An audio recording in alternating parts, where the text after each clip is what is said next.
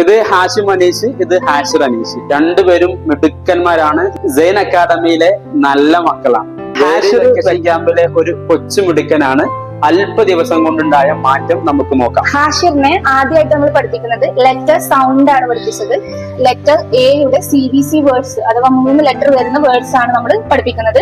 An, app, am, add, അതുപോലെ ആഗ്, as, app അങ്ങനെ പറഞ്ഞിട്ട് നമ്മൾ CBC വേർഡ്സുകൾ പഠിച്ചു. ലെറ്റർ ഇ പഠിച്ചു. ഈ 2 ലെറ്റർ മിക്സ് ചെയ്തിട്ട് തന്നെയാണ് പാരാഗ്രാഫുകൾ, ചെറിയ ചെറിയ സെന്റൻസുകളൊക്കെ വായിക്കാൻ കഴിയുന്നത്. Bomb, light, cook, nap, on, up, nap. അക്കാദമിയിൽ വന്നതിന് ശേഷം എന്റെ 2 മകൾക്ക് നല്ല മാറ്റമുണ്ട്.